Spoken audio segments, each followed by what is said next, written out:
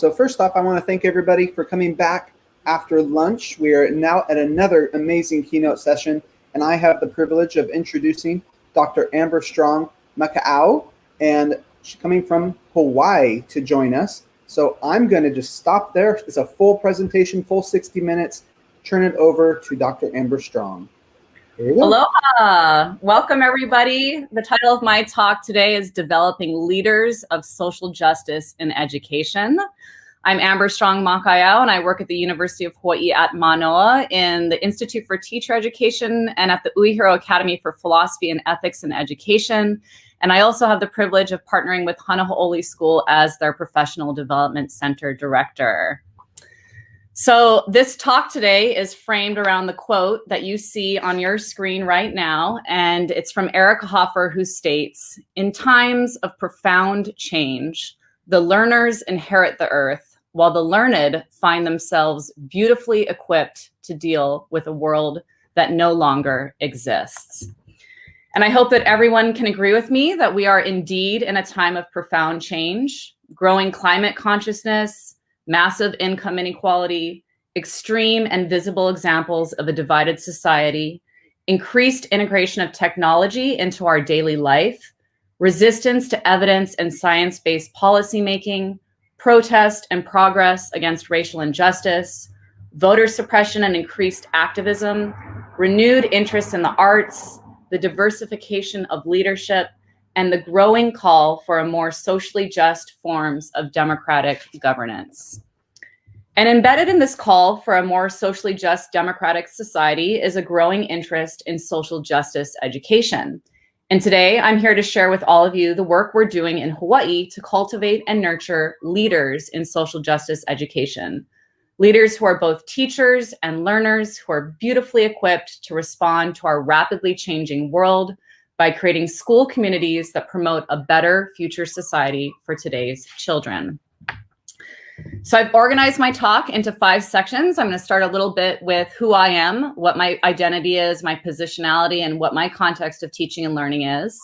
And then I'll spend a little bit of time thinking about, well, what do we mean by social justice education? And from there, start to think about, well, how can we develop leaders of social justice in education? And what might be some examples of that leadership? And I've got 2 great videos to share with you of some people doing some work here in Hawaii. And at the very end, I want you to be thinking about how can you apply what you learned to developing social justice educators, leaders in your context. And to help you along the way, I've created a Pathfinder, which is a 2-page document that contains a number of the key links that are embedded in this presentation. And I believe the Pathfinder is being dropped in the chat right now. And I invite all of you to open up the document and use it to help you navigate the websites, videos, and resources that I plan on sharing with you today. So while you're opening up that document, and while I bring up my next slide, I'd also like to know a little bit more about all of you. So if you could drop into the chat your name, your role, where you're zooming in from or coming into us from, and then because this is a talk about social justice education, one aspect of your identity. And the reason I wanted to start this talk by hearing from all of you is because social justice education begins with self-study, reflecting on our own identity, our positionality, and our diverse relationships with power and privilege. And for those of you who are unfamiliar with the notion of self-study in the context of social justice education, I offer these quotes. "We must examine our own understandings of social justice issues as a part of the process of helping students to do the same. Only then will we effectively meet the needs of the increasingly diverse K-12 school population. We need to deeply understand ourselves, our identities, and positionality in order to confront our own assumptions and beliefs and redefine our perceptions about race, class, and culture if we're to become effective social justice educators. And finding our multicultural self involves making the personal professional and personalizing the professional." I also wanted to share with you this resource from the Harvard EdCast podcast about unconscious bias in schools. The guests on the show, Tracy Benson and Sarah Fearman, explain, before you start supporting other people around understanding unconscious racial or other bias, you have to understand your own racial identity and other aspects of your identity, and you have to understand the ways in which a binary mindset might be manifesting in your thinking. We are all on a continuum of learning about anti-racist or social justice behavior. What it means to be an anti-racist educator, it's an ongoing journey. Allow yourself to be a learner on this journey. And I also wanted to share, if any of you are interested in supporting faculty, staff, or school communities in getting started with the process of self-study in social justice education, I want to offer this resource from Learning for Justice. It's titled Let's Talk, Facilitating Critical Conversations with Students. And in the introduction to the guide, the authors state, thinking carefully about your own identity and the ways it has shaped your experience and influences your assumptions, including assumptions about your students, can help you recognize unconscious biases before you engage with critical topics in your classroom. And there's a link to this in your Pathfinder. And on page 11, you'll notice they offer a really nice graphic organizer for helping folks get started with this work.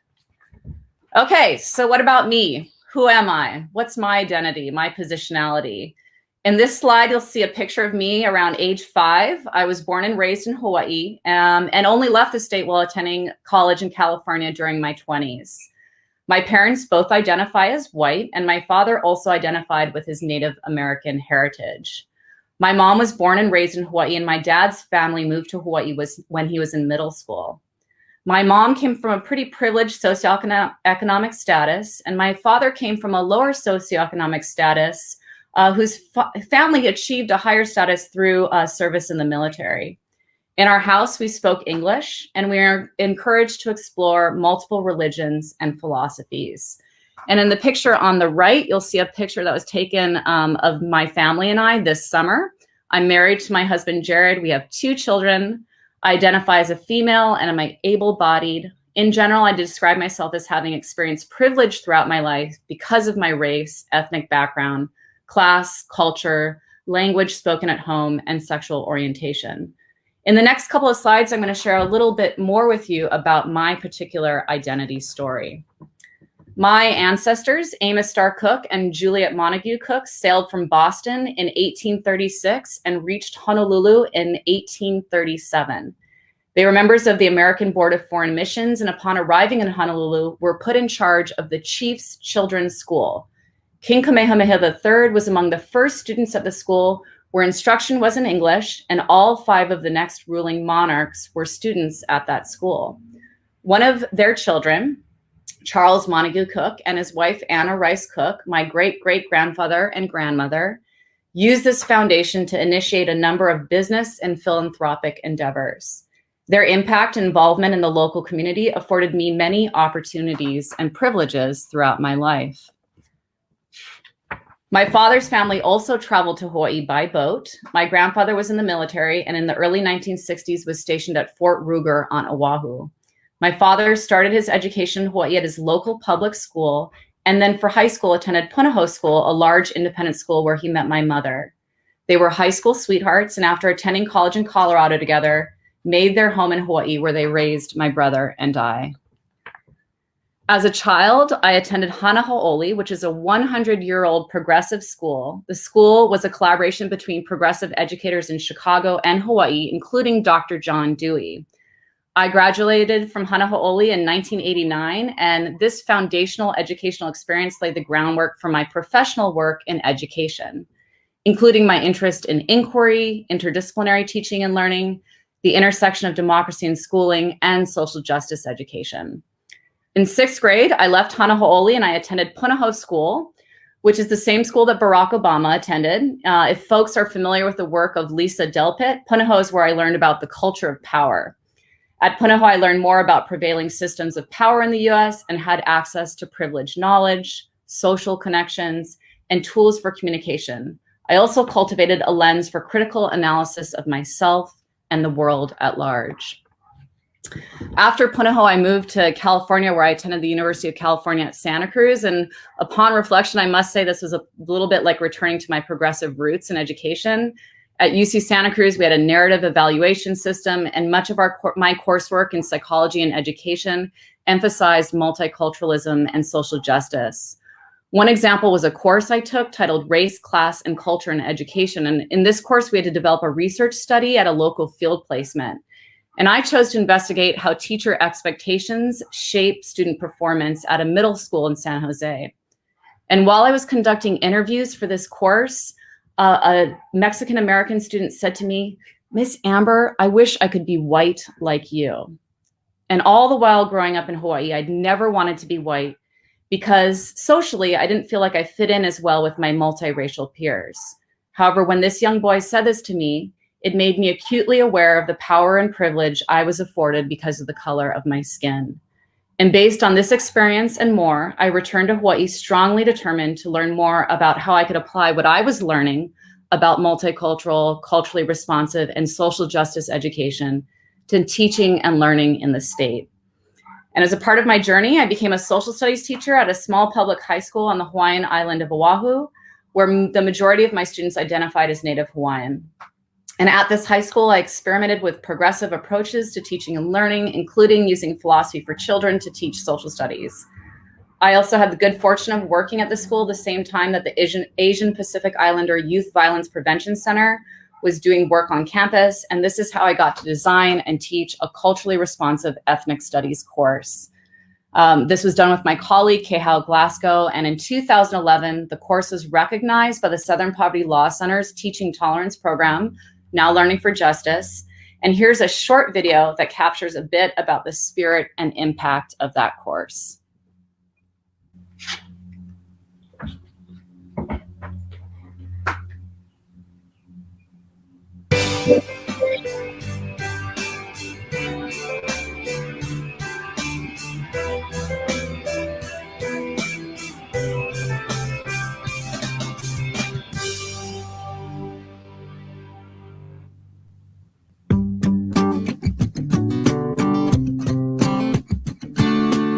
I teach ethnic studies and philosophy at Kailua High School, and one of the approaches that I use to designing curriculum and to teaching this course is to be a culturally responsive teacher. I'm acknowledging that my students come from various different backgrounds, and I'm seeing that as a strength, and I want to craft a pedagogy that capitalizes on that strength in the classroom.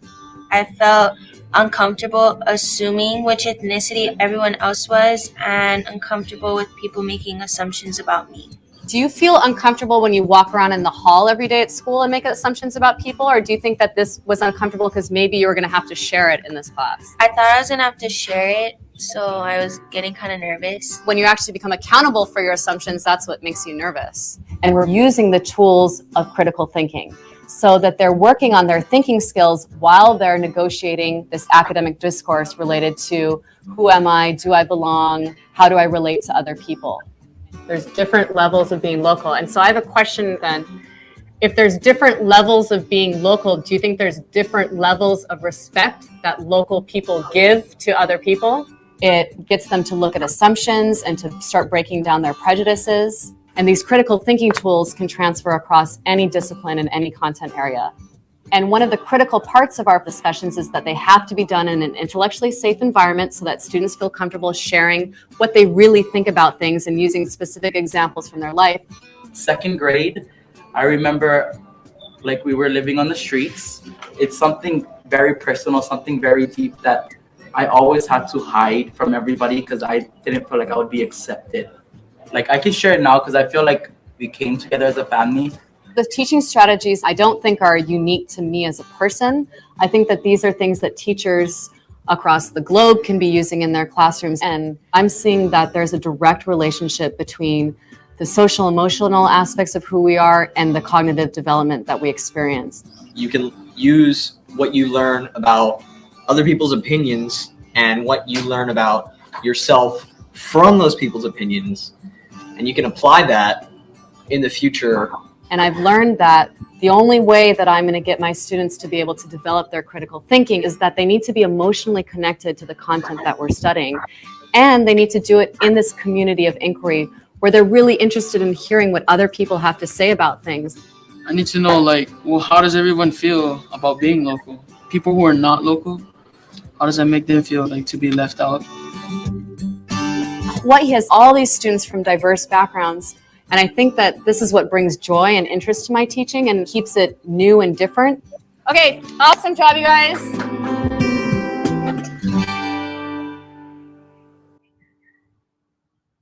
Awesome. So I hope that gave you a window into my teaching career at Kailua High School.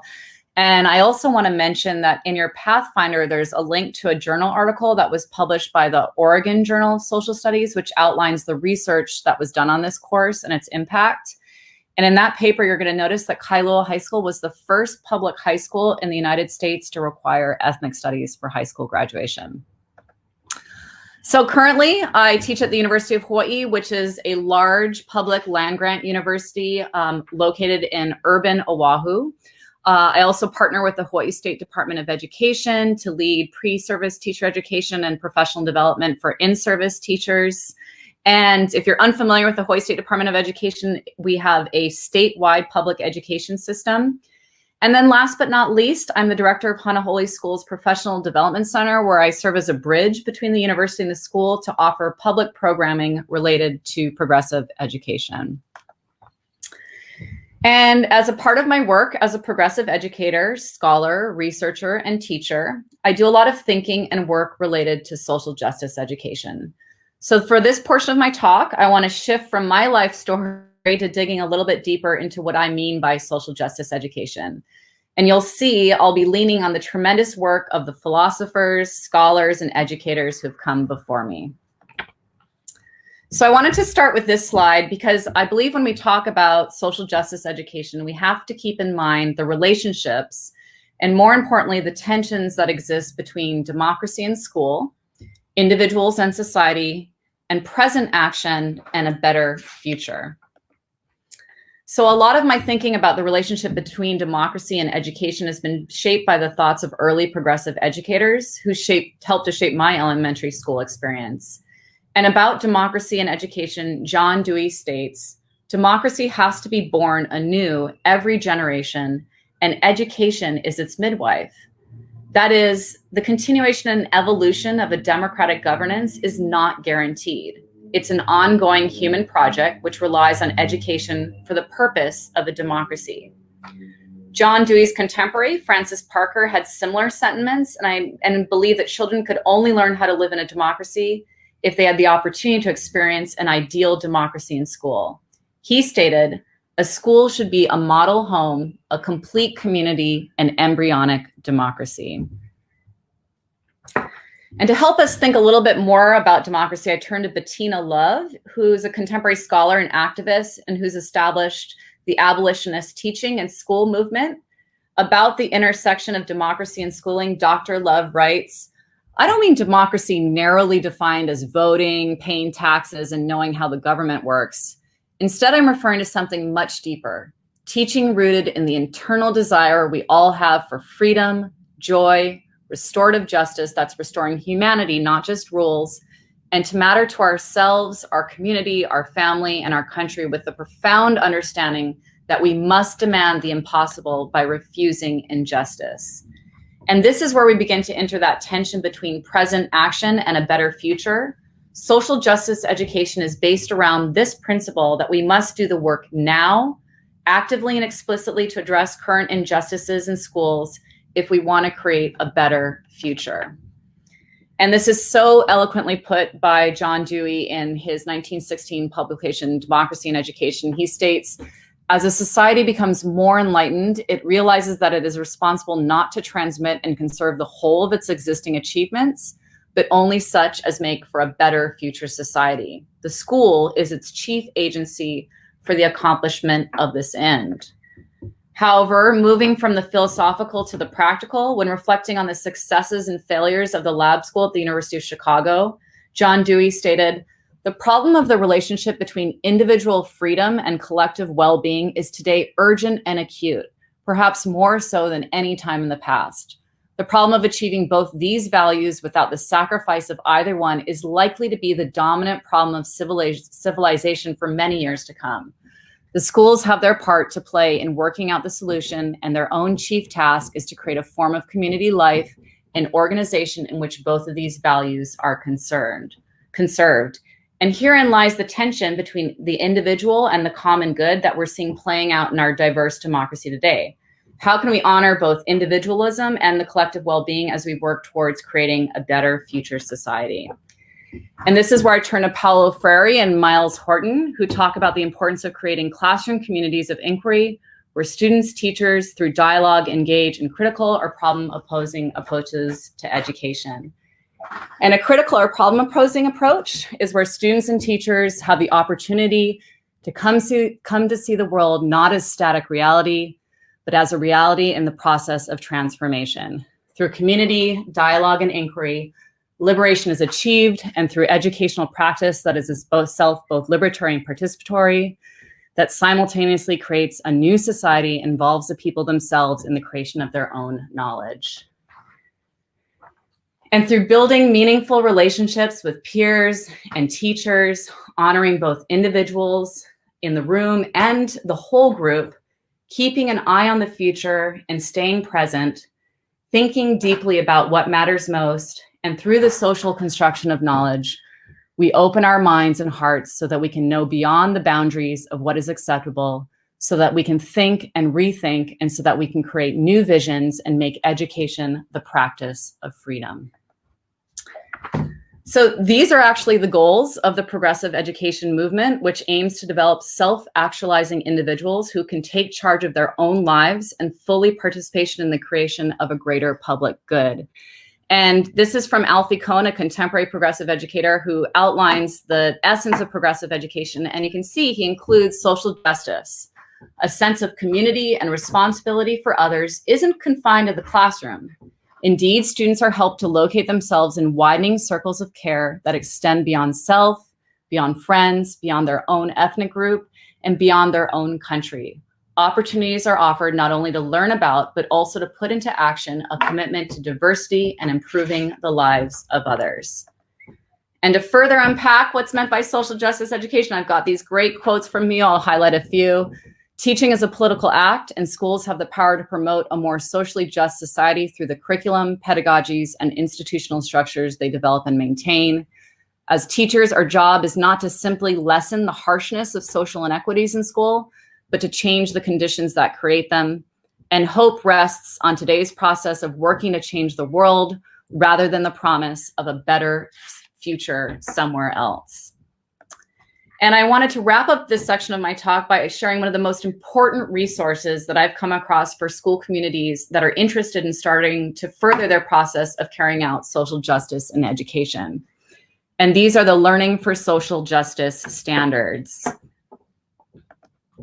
So the social justice standards are a roadmap for anti-bias education at every stage of the K-12 instruction. They're comprised of anchor standards and age-appropriate learning outcomes. The standards provide a common language and organizational structure that educators can use to guide curriculum development and make schools more just and equitable.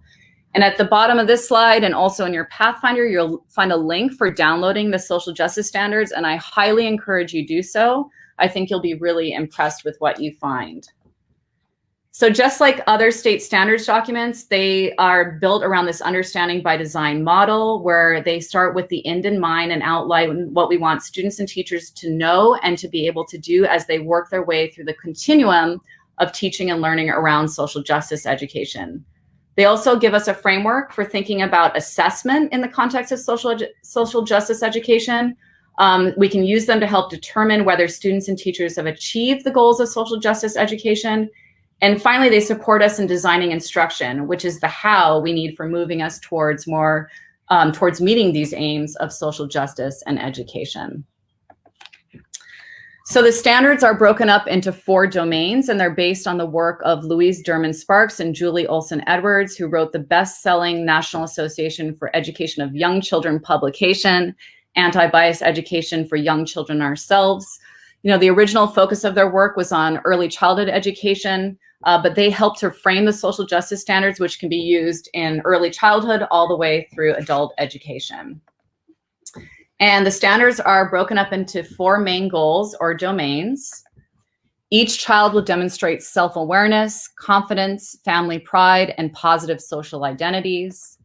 Each child will express comfort and joy with human diversity, accurate language for human differences, and deep, caring human connections. Each child will increasingly recognize unfairness have the language to describe unfairness and understand that unfairness hurts. And each child will demonstrate empowerment and the skills to act with others or alone against prejudice and or discriminatory actions. And these are the 4 anti-bias domains in the standards: identity, diversity, justice, and action. And if you're interested in introducing the social justice standards to a group of educators or a school community, the social justice standards sorting strip activity is a really great strategy. This can be done face-to-face or in the online setting, and there's a link in your Pathfinder to the online version of this strategy, which basically engages groups or individuals in the process of reading through each of the 20 anchor standards and sorting them into the 4 domains, which helps them to think a little bit more deeply about what's meant by each domain and how the standards work together on a continuum. And if you haven't downloaded the PDF yet, you'll notice this next slide does a really nice job of capturing the standards, the 4 domains, and the 20 standards that fall underneath them. Also included in this PDF are grade level outcomes for each standard and a sample anti-bias scenarios related to each standard. This part is really helpful for educators as they start to think about how they might differentiate social justice education at their school, depending on the age and grade of the students. Finally, if you're interested in more extensive professional development related to the social justice standards, on the Learning for Justice website, there are professional development modules. And these are things that school communities can either have individuals do, or they can work on and then come back together as a group and talk about them together. And finally, the website also has a tremendous amount of lesson plans that are all aligned to the social justice standards. Okay, so now that we've spent some time thinking about what is social justice education theoretically and how can these standards help us implement in schools, I want to share a little bit more about the work that we've been doing in Hawaii to develop leaders of social justice in education. So this is a part of a larger social justice and education project, and you can learn more about the project by clicking on the link in your Pathfinder. It was a collaboration between the University of Hawaii at Manoa, the Hanaha'oli School Professional Development Center, the Hawaii State Department of Education, and Learning for Justice, and it was generously funded by Howard and Jana Wolf. The goals of the project are outlined on this slide. And on this slide, you'll see a project timeline, and included in the timeline is a Leaders of Social Justice and Education course, which was first offered and taught during the 2020-2021 school year, and I'm going to focus on that particular course. The course was designed by myself, as well as Dr. Patricia Halagau and Jer Thau. In addition to the literature that we used to define social justice education, we also looked at some particular leadership framework and theory, especially the work of Carolyn Shields, who talks about leaders acknowledging power and privilege, articulating both individual and collective purposes, deconstructing social cultural knowledge frameworks that generate inequity and reconstructing them, balancing critique and promise, affecting deep and equitable change, working towards transformation, liberation, emancipation, democracy, equity, and excellence, and demonstrating moral courage and activism. And on this slide, you'll see an overview description of the course and how it provides a general overview of the theory and research behind social justice education, learning about the Learning for Justice materials, including the social justice education standards, and making connections to local organizations that do social justice work both in education and in other sectors. And you'll also notice that the participants in this course could receive Hawaii State Department of Education professional development credit or credit from the University of Hawaii at Manoa. In this slide, I have all of the objectives of the course. And I just wanted to highlight, you'll see those 4 domains and the social justice standards embedded in these objectives. And I wanted to share this because I want to emphasize how the social justice standards can be used to do social justice education K-12, but it can also be used to create teacher professional development opportunities. Okay, so who are our participants? Because this was the first time teaching the course, we did a statewide call for diverse candidates. And on this slide, you'll see the questions we asked on the application and the criteria for selection. In total, over 45 candidates submitted complete applications, which was pretty extensive, and 27 were selected as course participants. Of those 27, 24 officially enrolled in the course. And it's important to remember that this was spring of 2020. And just as the course was being launched, the COVID-19 virus was reaching pandemic status and educators were moving school online. And when I reflect back on the experience, I'm even more in awe of those 24 who chose to carry on the course despite everything that was going on in the world. And on this slide, you'll see some more demographic information about our original participants in the course. So like many of you, the coursework was held online. Some of this work we did synchronously as a community of inquiry via Zoom, and other parts of the course were completed asynchronously via the course website that we built. So this is an image of the landing page for the course website. But before I show you some screenshots of the actual site, I want to share the two culminating activities that helped to drive the course. The first culminating activity was linked to social justice education curriculum design. We wanted to make sure that all of our participants in the course had the design tools, strategies, and resources they needed for building high-quality social justice units of study. To support us with this task, we used the Learning for Justice Learning Plan Builder, which is an online tool that guides teachers through creating units of study and also helping them to identify culturally relevant and sustaining resources. And then the units take students through word work, close and critical reading of texts, community of inquiry discussions, writing, and then taking informed action. So that was the first piece. We want to make sure that everybody had strong curriculum design foundations. In addition, we wanted the participants in the course to have tools for engaging in more systemic or institutional levels of social justice work. It's for this reason we guided them through the process of designing and implementing a social justice action plan. And what this meant is they reflected on their own cultural identity, their positionality. Then they identified a school community that they had a connection with, that they wanted to work with on, and they worked with that community to identify an issue of injustice. And then they came up with a plan for either individual action or collective action within that community. And then we had them reflect on the whole process and think about what worked as they engaged in that work. And the links to both of these culminating activities are embedded in this slideshow and are also in your Pathfinder. Okay, so to enter the course website, you click on this link on the right, and then it's password protected. But if any of you in the audience want to use this site with your school community, please don't hesitate to reach out to me via email, and I can get you the username and password. And my email is included in the Pathfinder. So navigating the site, we've got a start here space, and then we've got 7 modules. So there's an introduction to social justice, a curriculum design module, identity, diversity, justice, action, and then a module around collective action. And then we also have an extensive resources page. In each of the modules, you'll find an essential question that's framing that module, a summary of the module, the objectives, and then there's some consistent areas of engagement across each module. So it starts with awareness. That means connecting to prior knowledge, and then theory and research connected to that module. And then in the critical consciousness tab, they go through some deepening the learning exercises, engaging. They see videos of educators walking the talk. They have tools for applying to practice and then reflecting on everything.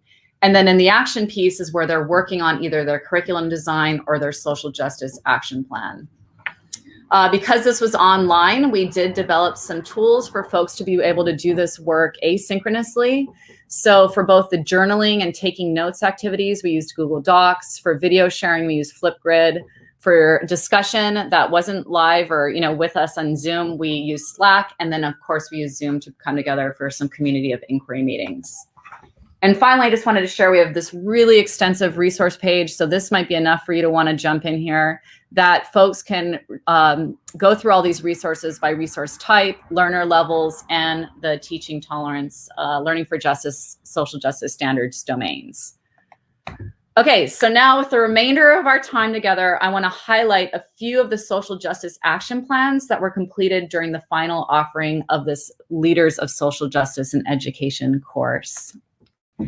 So these are some of the social justice action projects that were worked on, and you can see it's things starting with using read-alouds for anti-bias education early childhood. That group created a library for their school that had anti-bias children's books that people could access and develop read-alouds, all the way to larger, huge systemic projects like the Pacific American Foundation, who received CARES Act money and some of the economic development they did in their community.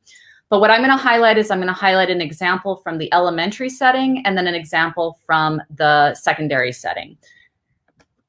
So the first example that I want to highlight is titled Gender Inclusiveness at School, Moving to Gender Neutral Bathrooms. And the social justice education leader was Jingwan Chang, who's a junior kindergarten through 6th grade Mandarin teacher at Hanaholi School, which again is an urban, progressive, independent elementary school in Honolulu. And at this school, Jingwan helped to develop this diversity, equity, and inclusion thinking team made up of a diverse group of faculty and staff on campus. And as a part of this group, they identified the need to work on more gender inclusive practices on campus based on feedback from students, faculty, families, and alumni. So then the group supported the school community by developing a JK through 6 gender inclusive resource guide, a curriculum continuum, and then initiating the move to gender neutral bathrooms. And as a part of this process, they put together a school-wide assembly about the transition. And again, this is during COVID, so the assembly was held online. And what we're going to bring up now is a clip from some put together clips from the assembly. We'll get to see how this was initiated, this conversation about what do we mean by gender inclusiveness and why might we have gender neutral bathrooms on campus. So if you could bring up the video, that would be awesome.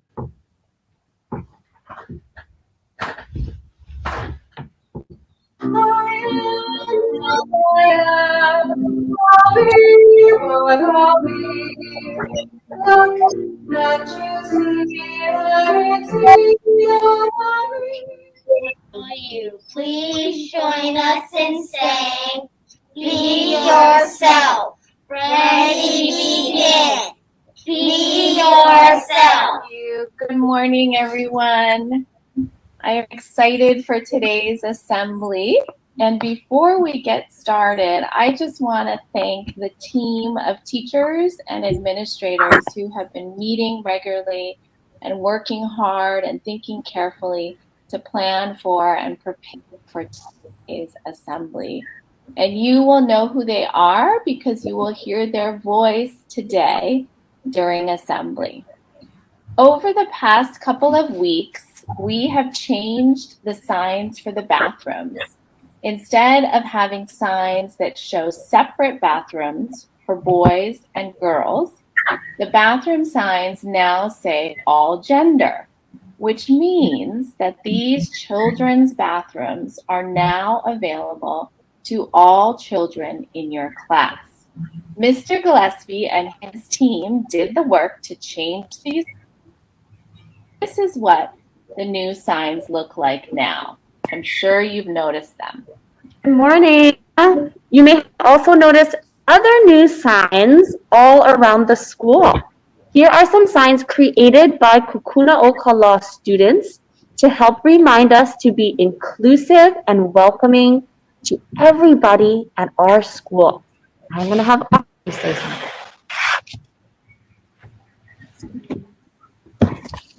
These are some signs.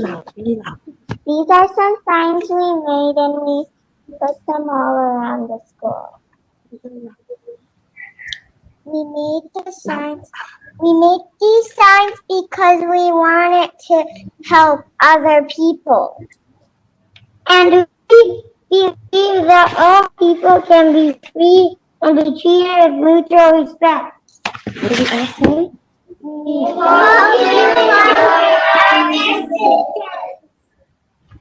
Thank you so much, Kukuna Okala, for your wonderful signs. I want to share that the purpose of our assembly today is to think a little more deeply about why we changed the bathroom signs here at school. And to help us think together, we are going to read a book called Ho'onani Hula Warrior. While we read the book, we want you to think about this question.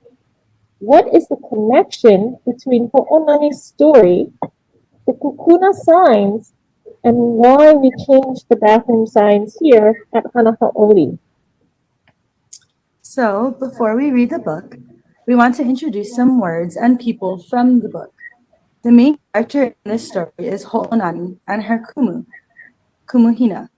They are based on real people who live here in Hawaii. Ho'onani knows that some people are kane, that Hawaiian word for boy.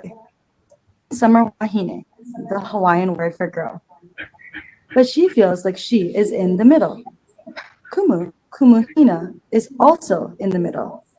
As we read the book, think about Ho'onani's strong sense of self and how Ho'onani was so accepted by her kumu and her peers. Now we will read the book, Ho'onani Hula Warrior by Heather Gale, illustrated by Mika Song. Remember to think about this question. What is the connection between Ho'onani's story, the inclusive signs made by Kukuna Okala, and why we changed the bathroom signs at Hanahau'oli? In ancient Hawaiian culture, every person had a role in society. Mahu, people who embraced both feminine and masculine traits, were valued as healers and as caretakers and teachers of ancient traditions.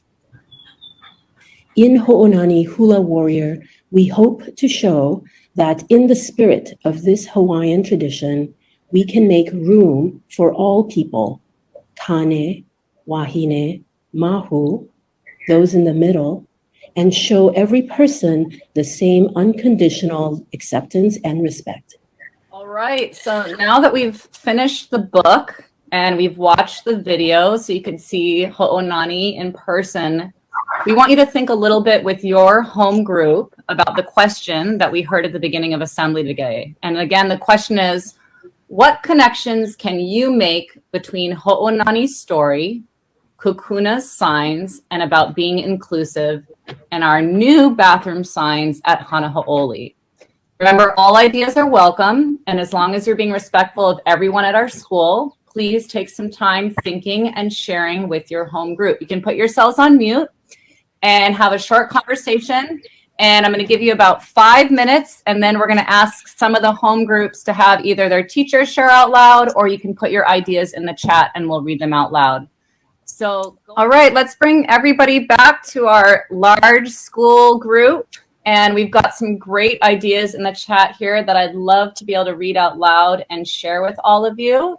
And then if some people want to share out loud, we can do that too. But Miss Lisa said she actually met Kumuhina years ago and that she was wonderful to talk to. Okay, we have from Kaleva, they are saying you don't have to be kane or wahine. You can be yourself. They also said Ho'onani being able to lead is like our all-gender bathrooms. They also said all gender bathrooms is including everyone. Ho'onani believe that everyone can do anything they like. From Ho'i'i, they're saying, we want people to feel comfortable being themselves. The Kukuna Okala signs and the new bathroom signs help people feel that it's okay to be who they are. Kala says, this is from Ryder, she's a boy and a girl, and our signs are be yourself. And you can be yourself no matter if you're a boy or a girl, and the bathrooms are for everybody. It doesn't matter if you're a girl or a boy, they're for everyone.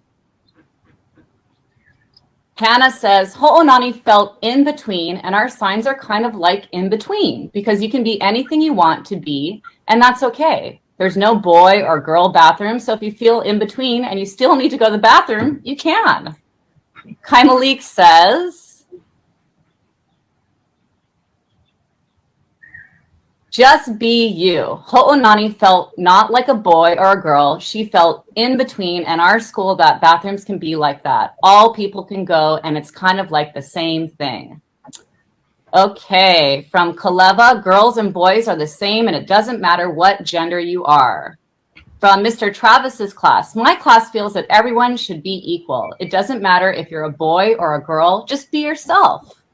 From the 6th grade, from Mr. McGregor's class, the signs are present to let everyone know they'll be accepted, so no one feels pressure to be something they aren't.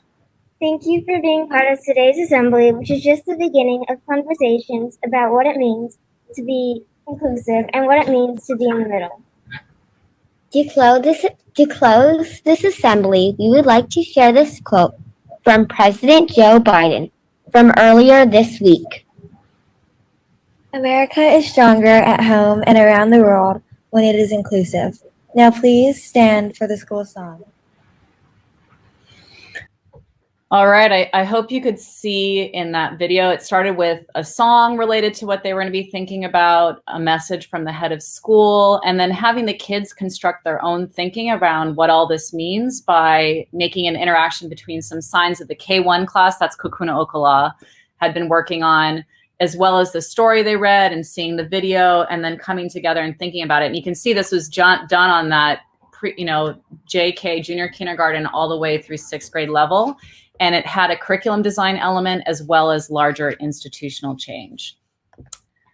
Okay, the last and next project I want to share is about advocating for menstrual equity in public schools and public policy. The social justice education leader who took on this work was Sarah Millie Milanta Laughlin, a middle school STEM teacher at Elima Intermediate School, which is a suburban public school in Eva Beach on Oahu. And in addition to being a STEM teacher, she was also the GSA Activist Club leader, and she had the kids read Equity Period, which was an article from Teaching Tolerance magazine, and they learned about states that had passed laws that explained pads and tampons are school supplies and should be provided to students free of charge. The group of students and their teacher worked to sponsor House Bill 2430 for free pads and tampons in all of Hawaii's public schools and eliminate the pink tax. And this video that we're going to bring up now is Millie presenting her work to our cohort of Leaders of Social Justice and Education course, and it's her final presentation for the class. So please enjoy the work that she and her students did. Awesome. I think most of the class is a little familiar with my idea for the presentation. My students, based on an accident where a student in my class bled through their clothing and was bullied by some students. From that, we moved forward with making some changes on campus for menstrual equity, and we decided, with the help of Representative Amy Peruso, who's here with us today, to take it to the legislature. So slide, please. Yep, that's me. You can keep going. And I want to introduce my guests on the next slide. You'll see two more. So here's Representative Amy Peruso. She spoke earlier. Has been such a mentor and help on this bill. I had no idea where we would go, and it has just been an incredible experience, and I'm so grateful for her leadership. Slide, please. My other guest here, pumped to have Jamie Kent from UH. She can wave. She's my social justice sounding board.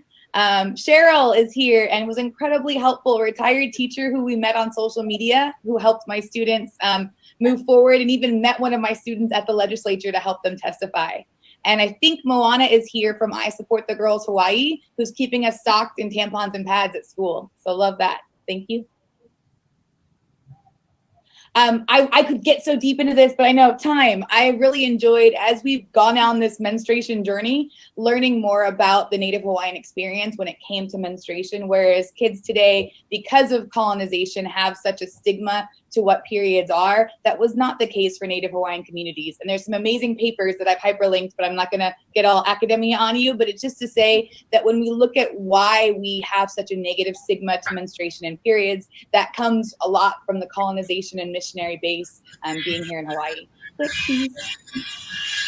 Okay, so when a teachable moment takes off. So again, sometimes we always talk about that in classroom, like, oh, that was a teachable moment, or that was a think aloud. But this one really snuck up on me. It was not one I was ready for, but sometimes those are your best lessons. Slide, please. So as I said, a student had an accident with period supplies. I teach middle school. I'm at Elima Intermediate in Eva Beach, and middle school teachers know you always have to have the extra jackets and the extra tampons and pads around because accidents do happen.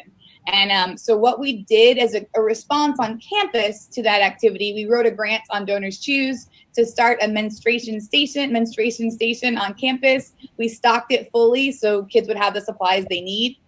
You can kind of click through the pictures. There's lots of pictures there. They got really into the creation of them, and they wanted to add nice comments. If you click, please. So if you see just that the way they support each other, they're so okay with talking about this topic when the adults are cringing and freaking out, and the kids are like, we got this. It's now a big thing on campus to be like, you want to be the cool boyfriend? You have a menstruation pack in your backpack in case your girl needs it. And it's just moving that conversation forward. Slide, please. Yeah, and this has kind of helped shift my knowledge. You know, the hard thing is I have taught for 15 years at under-resourced public schools that never have what they need. And so part of your time is always writing grants, and the grant writing gets exhausting because you never have the funding. But I found the incredible humans. So Moana at I Support the Girls Hawaii sent these packs to us. So now our menstruation station is stocked. I also think it's important when we talk about this topic to talk about language. And we need to be careful not to say sanitary because there's nothing dirty about periods. Slide, please.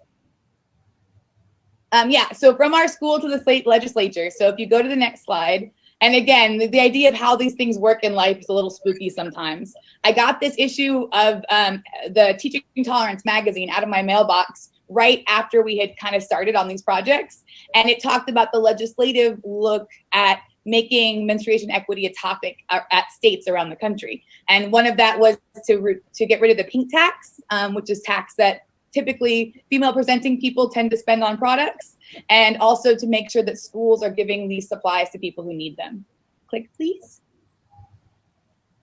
So what we did is, and I was really nervous. Again, it's hard. I will say, in terms of positionality, I don't share any of the ethnic piece. I'm as white can be, right? I understand I'm a settler, but do I play into the stereotype, or do I show up and try to show the kids that I'm there for them? And what I do share with my students is the class struggle. You know, I started babysitting for other people when I was 8 years old. I started working full time when I was 13. I understand the class struggle of my students where I work. And because of that, I have that element of feeling like you don't talk to your betters, right? I'm even stressed in this environment because I'm not polished. I'm not an academic. I can't speak the language of private school. That's just not who I am. So, but how do I was so into, I'm so sorry, Jackie, you're Elizabeth Warren. Yeah, if you don't have a seat at the table, you're probably on the menu. And as someone who's been in a class that's been on the menu for a long time, how do I show up for my kids and get them on there? So I know if I'm freaking out about like talking to my betters, I was like, do I email a state rep? I don't know people, but I had connected with Amy and she was so friendly and so kind. And I was like, let's do this. So we emailed her office and the bill was drafted. And then she introduced me to Moana from I Support the Girls Hawaii, which really helped this take off. Slide, please. And I'm so probably already over time. How did that happen? Okay, well, that's the bill. And so the kids put together this campaign on social media. I just kind of rolled with it and just used my platform. I know. Okay. But just the idea that, you know, like it says, that's a school supply. If a kid didn't have a pencil, we'd give them a pencil. If they need to learn, they need a pad, they need a tampon, that should be an option, and that should really draft the narrative. And I think because adults kind of understood that, every adult has a period trauma story. And I don't care where you're from, or everybody has a story of either supporting a friend or a partner or something. And those are supplies that they need. Slide, please. And I'm sorry, I know, too many slides. These are people who helped us with testimony on the bill. Slide. We had a lot of fun on social media, and a lot of our stuff kind of got picked up and kind of tossed around Kanaka Twitter and Hawaii Twitter. I do a lot of work with 808 Educate, but this is James, he's a rock star, and the non-bleeding ally that when Amy brought us to the State House. Slide, please. Yeah, so James said if boys had periods, schools would probably already have pads for them. Schools tend to supply what boys need, but not what girls need. And I know it kind of draws us back to some of these other presentations. There's definitely multi-levels to this. Slide, please. Here is Ashanti, and she's the one who gave us the pencil analogy. She's like, yeah, so if the school gives us a pencil when we don't have a pencil, it should be the same for pads. Slide, please. And yeah, I can't tell you, like, that moment of pride of just seeing them up there. My husband's on the far side, but that's Ashanti testifying. There's James, the kids. This was in the finance hearing.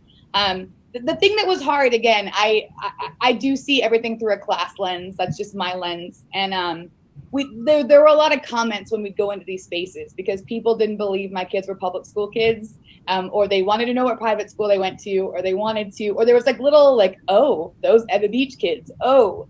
And having to see if the kids saw it, we discuss it. If it was just me seeing it, I let it. I was like, that's not their journey right now. But it's definitely, you hear it, you see it. That messaging is pretty prominent. Slide, please. I would talk about something that makes me cry every time. So we're walking out at the end. They want to do some pictures after they've done their testimony to the finance hearing. And so Aaliyah is the one actually holding the Queen's hand. Miss, do you think she'd be proud of what we did today? I'm like, fuck yeah, she would be. I absolutely believe that pride is there. And again, they deserve, every position inside of that building that anybody else did. Slide, please. So where are we now? So our updates, if you go ahead and click through. Unfortunately, COVID, as it has killed everything, COVID has killed grant money, COVID has killed school money, and the legislature, the bill unfortunately died in session. But the cool thing was Rep. Amy already sent me the draft for the next session. I believe the number will change. I'm still learning all this stuff, y'all. So yes, but I believe it'll be a different number. Slide, please. And so if we're trying to do this work, in your classroom, in your space, what can we put together? Advocate. Don't have those weird conversations. And I'm looking at a lot of you male presenting gentlemen. You guys got to talk about this stuff too, because I think it's so interesting to see how many stories of just the ooh factor.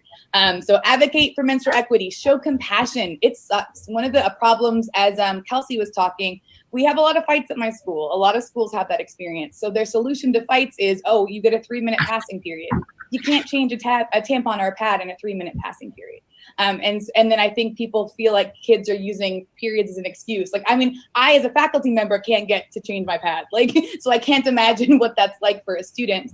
I'm talking openly, educating yourselves, being super conscious of language. It's not dirty, it's not gross, it's a natural piece. And I think that when I could tell the kids the Native Hawaiian heritage to honoring what that meant in that rite of passage. And there are even some instances where there were ceremonies of welcoming you into this next start of your life, giving kids that language really empowered them, and being period positive.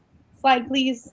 I'm so sorry, I'm so far over. But yeah, this is one of the, if you enjoy light academic readings, the 168-page master's thesis, and it was really powerful. The way she tells stories is a really incredible paper. It's hyperlinked on my slides if you want to get into it, but it really took it home for my kids. Slide, please.